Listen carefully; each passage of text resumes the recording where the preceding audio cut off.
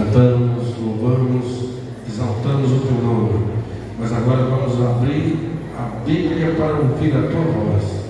Usa o teu servo e abre o nosso coração para que possamos aprender e aplicar na nossa vida, em nome de Jesus. Amém. Boa noite, amada igreja, a graça e a paz de Cristo. Amém? Uma alegria estarmos aqui para celebrarmos mais um ano de Igreja Ebenezer. Eu que também fiz parte do início dessa igreja, da fundação dessa igreja, na época seminarista, e iniciamos esse projeto chamado Igreja Evangélica Ebenezer do Nova Metrópole. Mas também hoje eu pastorei os irmãos da igreja Ebenezer do Metropolitano, e queria saber se eles estão aí. Digam amém. Só o Metropolitano. Aqui o protocolo, quem aqui na frente, vou tirar uma foto com vocês, porque depois não vai dar, né? Eu sei que todo mundo vai querer tirar foto comigo, né? Aí, vou chamar logo os irmãos do Metropolitano, venham rápido, corre, rapidinho. Tá com medo de ficar pra lá, né? Aí, ó, primeiro chegou aqui o presbítero Luiz, o diretor da igreja, também fundador da igreja, né? Estamos juntos aqui, vou tirar essa foto bem bonita aqui.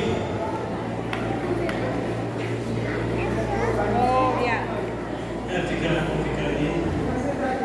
Deixa só a brechazinha para mim sair também na foto. Viu? Deixa só essa brecha aqui da mesa para mim sair da foto.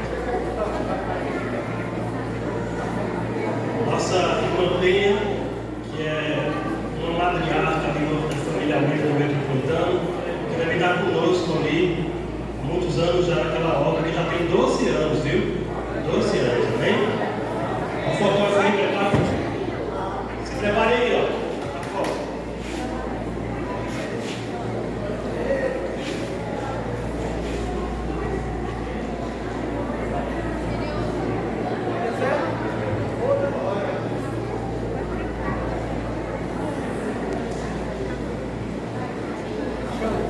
Graças a Deus. Poder sentar, irmãos do Metropolitano.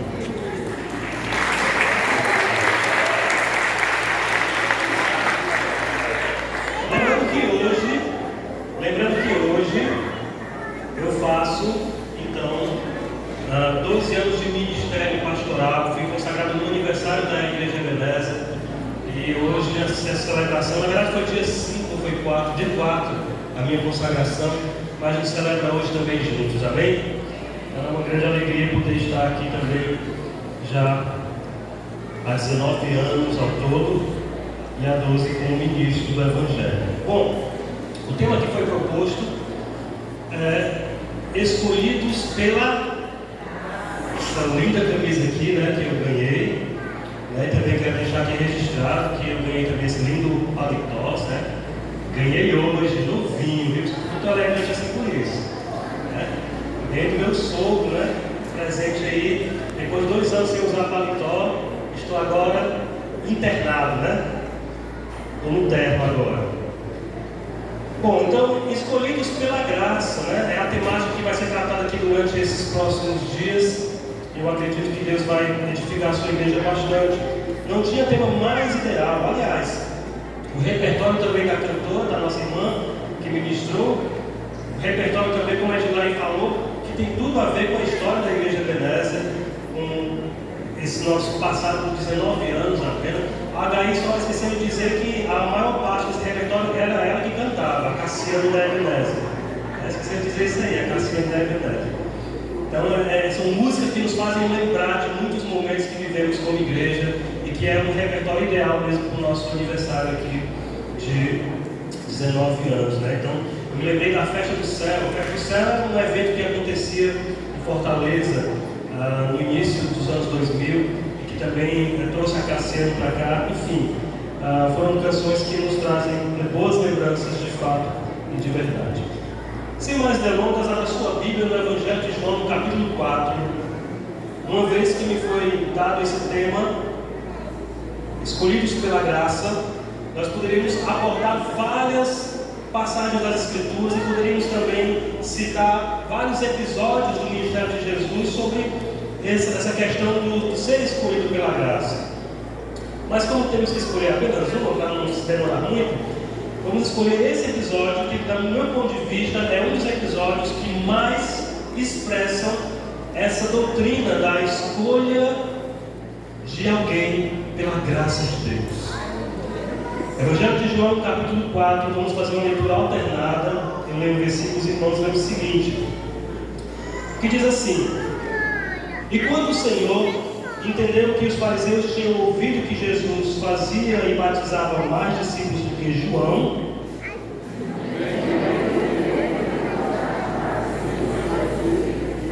deixou a Judéia e foi outra vez para a Galileia. Foi, pois, a uma cidade de Samaria, chamada Sicar, junto à idade de Jacó, onde tinha dado ao seu filho, José.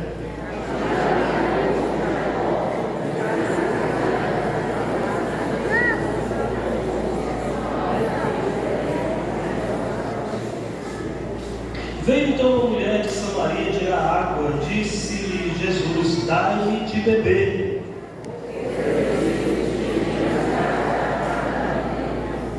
Disse-lhe, pois, a mulher samaritana: Como sendo tu judeu, me pedes de beber, a mim que sou mulher samaritana? Porque os judeus não se comunicam com os samaritanos.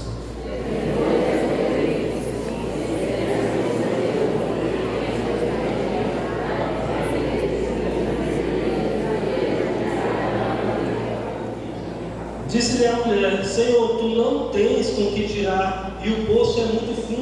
Onde, pois, tens água viva?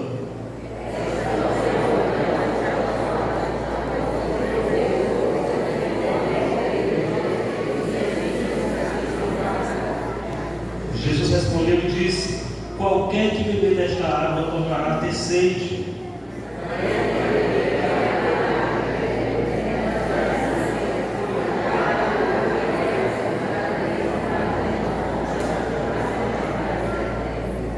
Disse-lhe a mulher: Senhor, dai-me dessa água, para que não mais tenha sede e não venha mais aqui tirá-la.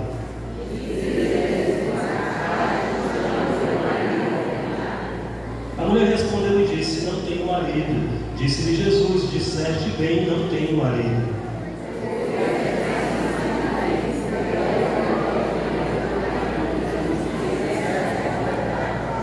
Disse-lhe a mulher: Senhor, vejo que és profeta.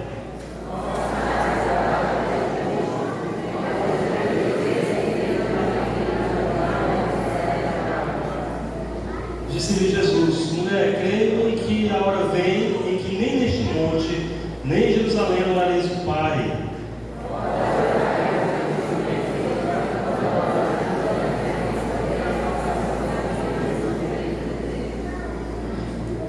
Porém a hora vem, e agora é, em que os verdadeiros adoradores adorarão o Pai em espírito e em verdade, porque o Pai procura tais que assim o adorem.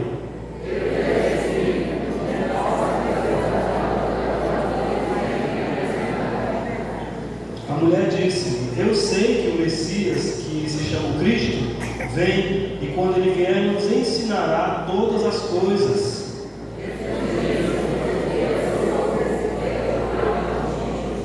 E nisto vieram os seus discípulos e admiraram-se de que estivesse falando com uma mulher. Todavia nenhum lhes disse alguma pergunta, ou por que falas com ela?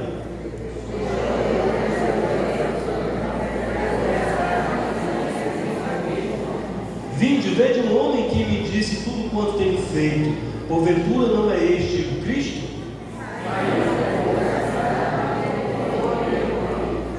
Entretanto, os seus discípulos lhe rogaram, dizendo: Rabi, come.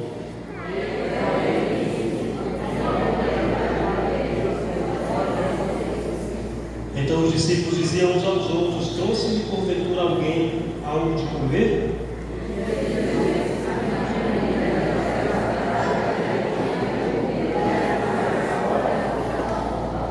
Não dizeis vós que ainda há 4 meses até que venha a ceifa? Eis que eu vos digo: levantai os vossos olhos e vede as terras que já estão brancas para a ceifa.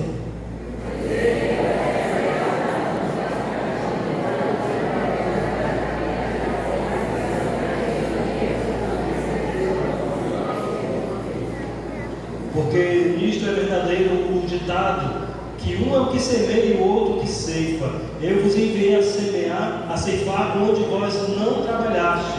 Outros trabalharam e vós entraste no seu trabalho.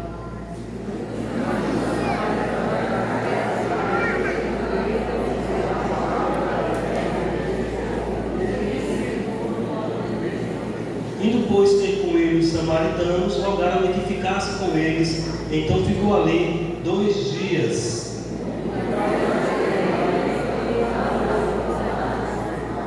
E dizia uma mulher: já não é pelo teu dito que nós cremos, porque nós mesmos temos ouvido e sabemos que este é verdadeiramente o Cristo, o Salvador do mundo. Amém? Senhor, essa é a tua palavra que por si só já nos alimenta. A leitura, Senhor, seria suficiente, mas apesar de mim, ilumina-me e ilumina o teu povo, para que possamos sair daqui completamente edificados pela tua santa palavra. Essa que eu te peço em nome de Jesus. Amém. E graças a Deus. Mas, irmãos, escolhidos pela graça, e não há episódio no Novo Testamento das narrativas do Evangelho que mais expresse essa questão de sermos escolhidos pela graça de Deus. A igreja é formada por eleitos de Deus que foram escolhidos por Deus, e isso nós chamamos de graça. Isso é graça, é presente, é favor imerecido. Nós sabemos desses termos teológicos a respeito de graça, mas é olhando para a história de Jesus que identificamos a verdadeira expressão de graça. É olhando para os episódios do ministério de Cristo que conseguimos ver essa graça encarnada em Cristo e beneficiando pessoas que não poderiam ser beneficiadas por nada, mas que pela graça alcançaram misericórdia. É olhando para o Evangelho de Cristo também que nos encontramos. Quanto mais nos aproximamos, quanto mais nos identificamos com os personagens que aparecem nos Evangelhos, mais entendemos a ação da graça em nós, essa ação de escolher, de nos escolher para a salvação. Estamos então diante de um grande texto, que eu não vou entrar nos detalhes desse texto, para não me demorar muito nessa noite, nesse primeiro culto de celebração, mas eu preciso pontuar pelo menos 5 coisas aqui nesse texto, para a gente poder levar para casa como reflexão para a nossa vida. Em primeiro lugar, nós olhamos para esse texto e identificamos que essa graça que escolhe, ou esse escolher pela graça, ele é um escolher que supera toda e qualquer barreira. Em segundo lugar, aprendemos que a graça que escolhe também expõe a verdadeira sede humana. Aprendemos em terceiro lugar que a graça que escolhe também expõe os pecados humanos. Aprendemos nesse texto que a graça que escolhe, ela é cristocêntrica, ou seja, coloca Cristo no centro. E aprendemos também que a graça que escolhe nos torna missionários. Eu tenho falado sobre essa questão missionária, a gente vai falar um pouco sobre isso no final dessa nossa mensagem. Mas vamos lá, então são 5 pontos para levarmos para casa como reflexão.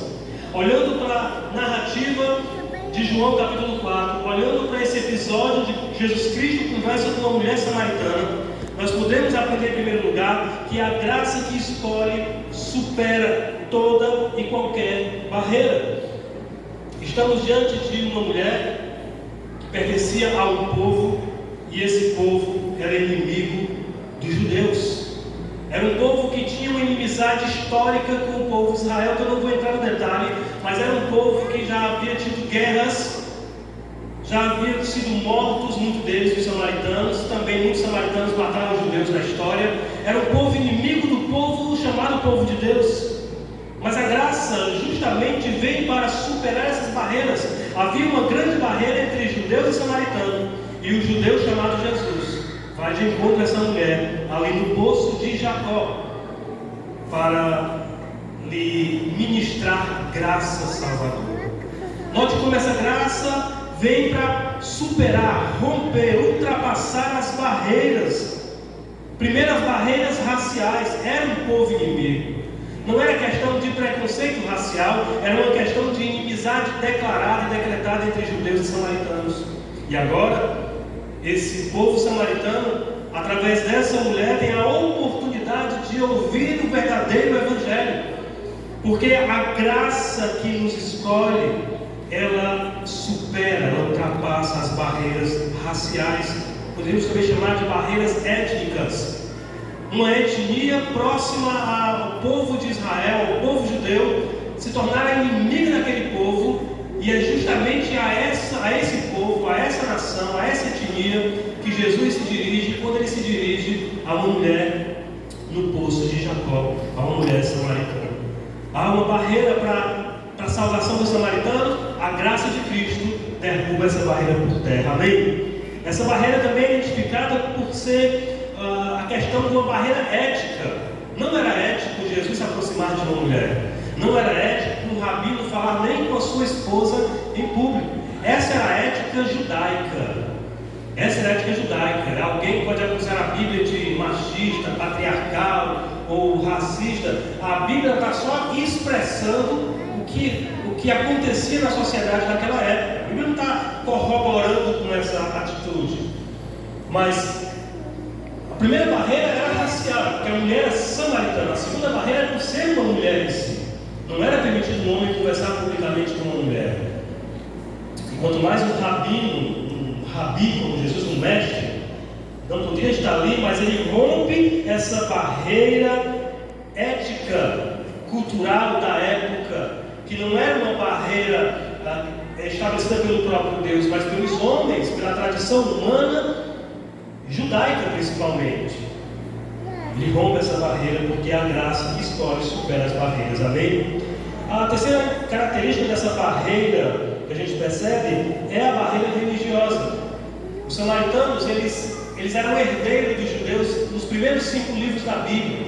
O Pentateuco era utilizado pelos samaritanos, portanto a religião deles era com base nos ensinamentos de Moisés, mas por ser um povo misto, onde homens e mulheres casaram com povos que não eram do povo de Israel, eles herdaram também religiões e ritos e misticismo das religiões pagãs. Portanto tem uma barreira religiosa aqui. Jesus entra para romper esse sincretismo judaico-samaritano e mostra para aquela mulher que a graça que escolhe é uma graça que supera barreiras. Amém? Mostra para nós também, repita comigo: a graça que escolhe supera barreiras. Portanto, a gente já vai ter a primeira aplicação aqui. Independente do tamanho da barreira, a graça de Deus pode alcançar a sua vida, você que veio nessa noite aqui, amém? A graça de Deus pode alcançar a sua família, independente das questões raciais, étnicas e religiosas, ou de qualquer outra natureza que não aparece no texto. Seja qual for a barreira, a graça que escolhe ultrapassa, supera toda barreira. Em segundo lugar, a graça que escolhe expõe a verdadeira sede humana. Essa mulher tinha uma grande sede. E a graça que escolhe vem para essa mulher, na pessoa de Jesus Cristo, para expor a sua sede verdadeira. Não era Jesus que estava com sede, embora fosse ele que pedisse água à mulher, mas ele queria expor a verdadeira sede daquela mulher, e expondo a sede daquela mulher, expõe a minha e a sua sede. A graça que escolhe expõe a verdadeira sede humana. Primeiro, não é uma sede material. A gente leu, a gente viu que o diálogo de Jesus foi para um aspecto transcendental, transcendente. Ele saiu da materialidade, ele não estava falando mais de água do poço, e a mulher continuava dizendo: Senhor, me dá de beber para que eu nunca mais venha aqui pegar água. A mulher continuava pensando no material, ela achava que era água física, água material que poderia saciar sua sede, e não é essa a verdadeira sede humana. Também não é uma sede sentimental. Note que essa mulher vivia, muito provavelmente, aqui é apenas uma especulação minha, mas muito provavelmente ela vivia com uma carência que ela não conseguia saciar no coração. Ela tinha tido vários maridos e o que ela estava atualmente não era dela. Era uma sede insaciável, emocional, sentimental, que buscava nos amantes dessa vida, que buscava nos parceiros, nos cônjuges, em todo aquele que ela havia tido algum tipo de aliança, satisfazer algo que ela não sabia, e que agora Jesus Cristo estava revelando para aquela mulher. O que ela tinha sede não era nem de algo material, que ela foi buscar naquele horário do dia, e nem tampouco algo emocional, sentimental, afetivo. A verdadeira sede dela, Jesus Cristo está falando, é sede de vida. se eu te der essa água, você vai ser uma fonte a jorrar para a vida eterna. Ela tinha sede, então, uma sede espiritual. Ela precisava ser vivificada, precisava se tornar essa fonte de água viva, para se sentir viva e saciada em relação a toda e qualquer situação em sua vida. Não mais só questões materiais, não mais questões afetivas, mas ela encontraria, enfim, em Jesus Cristo, completa saciedade para a sua sede. Era uma mulher sedenta e passou a vida toda. Os seus questionamentos, as suas perguntas levantadas mostram a sua sede. Ela procurou na vida afetiva e não encontrou. Ela procurava até na religião. Ela chega para Jesus e pergunta: é em Jerusalém ou é no monte que devemos adorar? Até a religiosidade dela demonstra a sede que ela tinha. E a sede verdadeira que ela tinha era a sede espiritual. Portanto, a graça que escolhe é uma graça que expõe a sede, a verdadeira sede do ser humano. Quando começamos a entender qual é a nossa verdadeira sede, é que começamos a usufruir do benefício da graça e a ficarmos saciados. Amém? Terceiro lugar, a graça que escolhe expõe não só a nossa sede, mas expõe o nosso pecado, que é uma coisa hoje que todo mundo quer colocar para debaixo do tapete. Agora é preciso que se diga que nem tudo que você acha que é pecado, e nem tudo que você assina embaixo como algo correto é algo de fato correto. Eu diria mais, nem tudo que o movimento evangélico atual chama de pecado é de fato pecado, e nem tudo que o movimento evangélico atual faz uso, Deus aprova. Tem muita coisa que Deus está abominando aí fora, que eu não vou nem citar para não gerar polêmica. Mas a graça que escolhe, ela vem escolhendo, mas ela não coloca o pecado para debaixo do tapete, ela expõe o pecado. Agora não é como eu e você expomos. Como é que a graça expõe o pecado? A graça expõe o pecado sem agredir. Num diálogo com a mulher, vai, chama teu marido. A mulher diz: eu não tenho. Ele fala: você está corretíssima. Você não tem porque já tiveste outros, e o que você tem agora não é seu. De forma delicada, sutil e amorosa e graciosa, ele expõe o pecado daquela mulher, ao ponto de ela dizer: veja que tu és um profeta. Ela reconhece que agora está desnuda diante de um homem, um homem que não a conhece como os seus amantes a conheciam, mas um homem que conhece o coração dela, um homem que não precisou conhecer o seu corpo para conhecer a sua alma, a sede de sua alma e o pecado da sua alma. Agora aquela mulher está diante de um profeta, segundo ela, e ela diz: então tu és um profeta, porque tu disseste exatamente tudo isso que aconteceu na minha vida. Toda a minha história está aqui, o Senhor acabou de revelar. Porque a graça que escolhe, ela não esconde os nossos pecados, mas ela expõe de uma forma graciosa, e ela expõe sem pedir explicações. Jesus não pede explicações à mulher. Por que você teve tanto homem na sua vida? E por que você está com alguém que não é seu? Jesus não pede explicações. A graça não vem pedir explicações, apenas expõe para que a pessoa, uma vez exposta ao seu próprio erro, possa buscar arrependimento e vida em Cristo Jesus. Amém? Isso não quer dizer que a igreja, como agente da graça de Deus nesse mundo, não deva tratar os pecados, aqueles que são incorrigíveis, que não há diálogo, como houve no caso da mulher samaritana, devem ser expostos de outras formas. Há outras formas para se expor o pecado também, quando o pecado é incorrigível. Nós não vamos tratar disso nessa noite. Mas nesse episódio, Jesus Cristo trata com uma delicadeza que nenhum dos maiores evangelistas conseguiria tratar. Ele trata o pecado de uma forma singular, de uma forma muito importante, para que possa obter um feedback daquela mulher, um retorno daquela mulher positivo. E é o que ele tem. E é o que ele tem, esse retorno. Ela entra na questão, mas o que ele quer dela é essa confissão, e ela o faz com as suas atitudes. Porque a graça que escolhe expõe o pecado para arrancar de nós confissão e mudança de atitude. Amém? Em quarto lugar, a graça que escolhe, ela é cristocêntrica. Ela é cristocêntrica. acabou o templocentrismo judaico, acabou o monticentrismo samaritano, do misticismo samaritano, e a verdadeira adoração é exposta para aquela mulher de que ela não é onde adorar, é como adorar.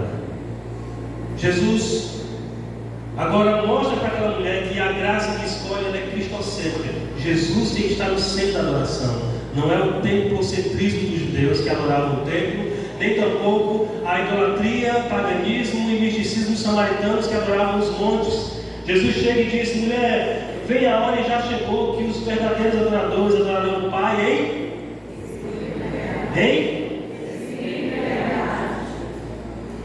em espírito e verdade. Nem em Jerusalém, nem mais em Samaria, nos montes, mas em espírito e em verdade. Então não é onde adorar, é como adorar e quem adorar. Adorar ao Pai em espírito e em verdade, olhando para o Filho, olhando para Ele está ali no centro. Por isso que ela pede e diz: Senhor, eu sei que quando o Messias chegar, Ele vai nos explicar tudo isso aí.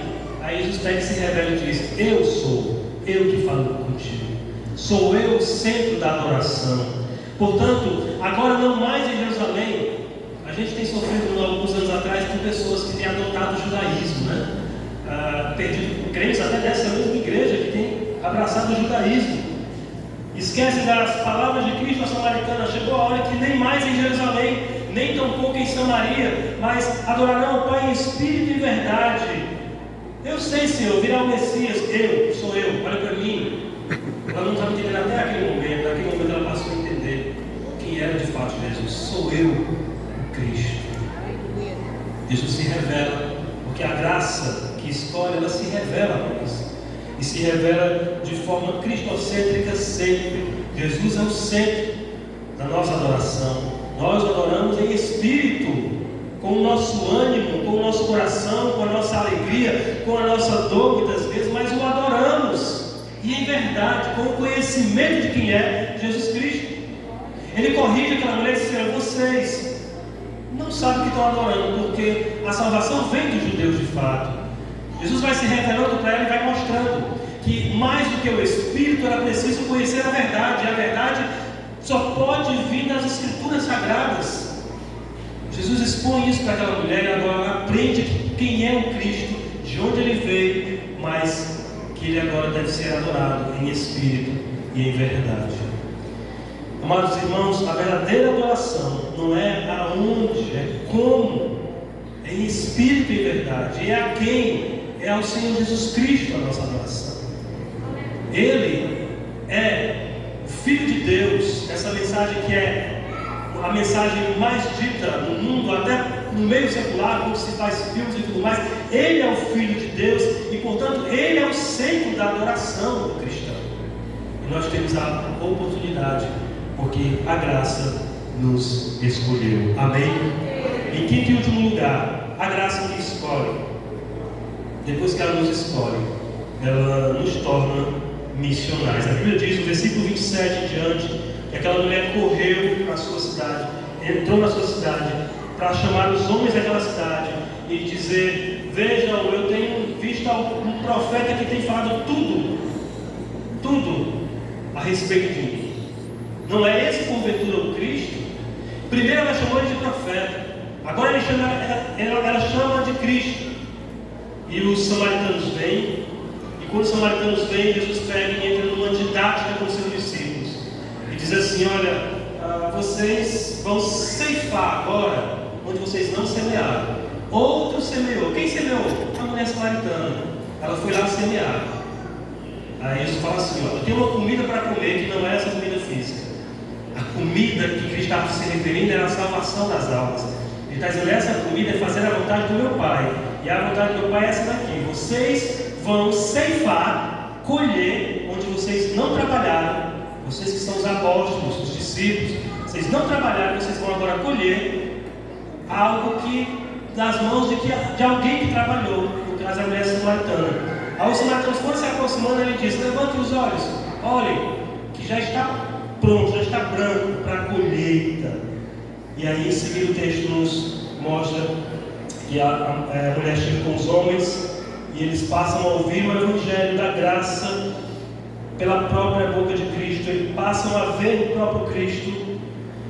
O versículo 36 diz assim: o que ceifa recebe galardão e ajunta fruto para a vida eterna, para que assim, tanto o que semeia, a mulher samaritana, como o que ceifa, ambos se alegrem, porque nisto é verdadeiro ditado, que um é o que semeia e outro o que ceifa. Eu vos enviei a ceifar, onde vocês não trabalharam, outros trabalharam e vocês então entraram nesse trabalho. Muitos dos samaritanos daquela cidade creram nele pela palavra da mulher que testificou, disse-me tudo que tenho feito. E aí o versículo 40 ele diz: indo pois ter com ele o samaritano, rogaram-lhe que ficasse com eles, e então ficou ali 2 dias. E muitos mais creram nele por causa da sua palavra. E diziam à mulher: já não é mais pelo teu dito, mulher, que nós cremos, porque nós mesmos temos ouvido e sabemos que verdadeiramente ele é o Cristo, o Salvador do mundo. A graça se revelando, descortinando a pessoa de Cristo. Olha que coisa linda. Primeiro tu és o profeta, depois tu és o Cristo, agora tu és o Salvador do mundo. A graça que nos escolhe, ela nos torna missional. A mulher se tornou missionária. A primeira missionária de Samaria foi a mulher samaritana. Aquela igreja foi fundada por uma mulher de Samaria, com um entendimento missional de que ela tinha experimentado a água. E é isso que é a água da vida. É quando você começa a jorrar salvação para outras pessoas. Amém? É isso que vale a pena celebrar mais um ano de igreja. É saber que há 19 anos mais uma fonte foi criada, formada por várias fontes de pessoas que entenderam o Evangelho e que resolvem jorrar vida para outras pessoas, que não consegue se calar diante daquilo que recebeu, da salvação que recebeu, e que deseja agora espalhar a boa notícia para todos. A graça que nos escolhe não é para ficarmos fazendo graça, é para sermos missionários na obra de Deus. Não é para ficarmos nos deleitando só com a graça, mas é para sermos uma fonte a jorrar para a vida eterna. A samaritana saiu para semear, os discípulos chegaram para ceifar, e os samaritanos daquela cidade reconheceram que Jesus Cristo veio para salvar. Amém? Graça que Ele nos escolhe para essa grande missão. A Igreja Ebenezer tem uma grande missão, mas não é tipo, a Igreja Ebenezer, a instituição. A instituição tem uma grande missão que conta com a sua missão, com a sua ação missionária. Sempre eu gosto no aniversário da igreja relembrar que participei do Ministério de Evangelismo e Missões dessa igreja durante 7 anos, os 7 primeiros anos da igreja, antes de me tornar pastor e ir para o campo missionário que essa igreja plantou ali no Metropolitano. E os ciclos se fecham para todo mundo. Muita gente não está mais aqui, eu quase não consigo ver pessoas do Ministério de Missões. Seria bom para nós, o pastor também gostaria que todos estivessem aqui. Nós já pensou, não estaríamos mais aqui. Se todo mundo que passou por essa igreja estivesse aqui, nós teríamos que estar num estádio, porque foram muitas pessoas que passaram. Mas ciclos se fecham, pessoas se vão, umas continuam a sua missão no local, como muitos daqui também, desde o início, outros vão fazer algo no outro canto. Uma pena aqueles que desistiram do reino de Deus, uma pena. Mas, todavia, a obra da Igreja Ebenezer, o jorrar dessa água, nós jamais, ou melhor, somente na glória teremos consciência. Somente naquele dia saberemos até onde essa água jorrou a partir da fonte chamada Igreja Ebenezer aqui no Nova Metrópole. Porque é o próprio Cristo, quando Ele é anunciado, Ele é a água da vida, Ele que traz vida, Ele que muda realidades por onde Ele passa. E nós não temos a dimensão, por mais que tenhamos sido líderes desse ministério durante 19 anos, não temos a dimensão de quantas pessoas foram alcançadas pela água da vida através dessa fonte de Jacó, desse poço que sem Cristo não é nada. mas enquanto está com Cristo há 19 anos, tem jorrado água para a vida eterna. Amém? Deixa eu terminar com 2 aplicações. Primeira aplicação: não há barreira forte o suficiente que a graça que escolhe não possa superar. Portanto, não subestime a graça de Deus jamais, porque pode ser o maior pecador, pode ser a pessoa mais indiferente. Não há barreira forte o suficiente que a graça de Deus não possa alcançar. Aleluia. Segunda aplicação: não existe outra fonte que possa saciar a sua sede espiritual. Se a sua sede é espiritual, e eu entendo que todos nós aqui temos outros tipos de sede, e é legítimo termos na vida profissional, na vida afetiva, mas se a sua sede é espiritual, se você já conseguiu tudo que podia conseguir e não consegue se sentir satisfeito, está te faltando beber mais de Cristo. E quando você se alimentar mais de Cristo, a sua sede será de fato, de verdade, saciada. Amém? Como diz o hino que nós cantamos sempre, há muitos anos, Cristo nos deu uma fonte escondida, que qualquer sede pode estancar, e cujas águas repletas de vida, sempre de graça nos hão de fartar. Água sairá, viva manará, da fonte que abriu o Senhor, água correrá. Se todos aqui quiserem beber, não se esgotará. Milhares e milhares venham, porque sempre sairá. Dê glória a Deus.